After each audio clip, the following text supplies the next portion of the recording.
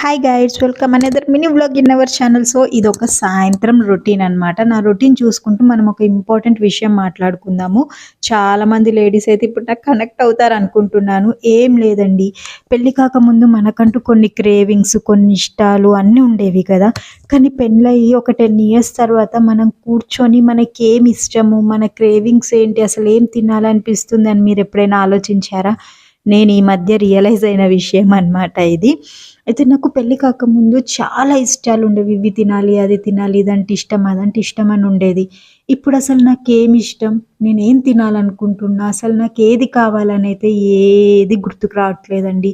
ఎంత బిజీ అయిపోయామంటే అసలు మనల్ని మనం పట్టించుకోనంత బిజీ అయిపోయి పిల్లల గురించి, ఫ్యామిలీ గురించి, దీని గురించి, దాని గురించి ఆలోచిస్తున్నాం గానీ, మన గురించి మనం మనలో ఎంతమంది ఆలోచించుకుంటున్నాము?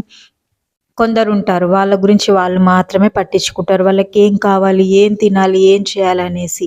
కానీ ఎంతమంది వాళ్ళ ఇష్టాలేంటి, వాళ్ళేం తినాలనుకుంటున్నారు, వాళ్ళెలా ఉండాలనుకుంటున్నారు, అసలు వాళ్ళు ఏం చేయాలనుకుంటున్నారు అని మర్చిపోయిన వాళ్ళు గూడా ఉన్నారు కదా! సో, ఇది నేను ఈ మధ్య రియలైజ్ అయ్యాననమాట. నాకు చాలా క్రేవింగ్స్ వచ్చేవి ఒకప్పుడు. అసలిప్పుడు అరే! ఇది చేస్తే పిల్లలు తినరు కదా! ఇది చేస్తే ఇంట్లో వాళ్ళు తినరు కదా! వాళ్ళకి నచ్చింది ఇది కదా! ఇది చేయాలి కదా! ఇదైతేనే బెటర్ కదా అని అనిపిస్తుంది. అదే చేసి పెట్టేస్తున్నాను. మరి నా ఇష్టాలు? అసలు నా ఇష్టాలేమీ లేవా? నాయి అసలు ఏం నచ్చుతుంది? ఏం నచ్చదు? ఏం లేదు. పెళ్లి కాకముందు నాకు మంచూరియా అన్నా, లైక్ పఫ్స్ అన్నా, మంచి ఫుడ్ ఏదన్నా స్మెల్ వచ్చినా మంచిగా తినాలనిపిచ్చేది. అసలిప్పుడు అసలు నేనేం తినాలనుకుంటున్నా? ఏం చేయాలనుకుంటున్నా? అసలు నా క్రేవింగ్స్ ఏంటి? ఏం లేదండి. లైఫ్ ఇంత మారిపోయింది గదా! ఘోరంగా అయిపోయింది లైఫ్ అయితే.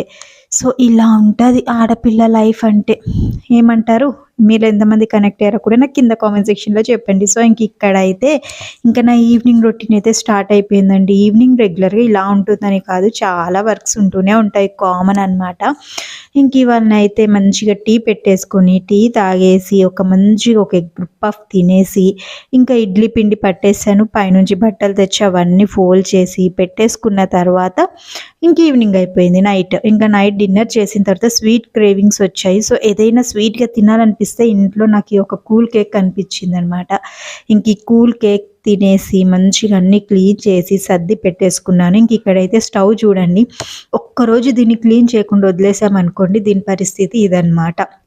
మార్నింగ్ క్లీన్ చేయలేదు, అందుకే ఇలా ఉండింది. ఇదొక్కటి క్లీన్ చేసేసి పడుకుంటే మార్నింగ్ పనులన్నీ అయిపోయినట్టు. ఇంకా మార్నింగ్ ఫ్రెష్‌గా లేసి మన వర్క్స్ మనం చేసుకోవడమే.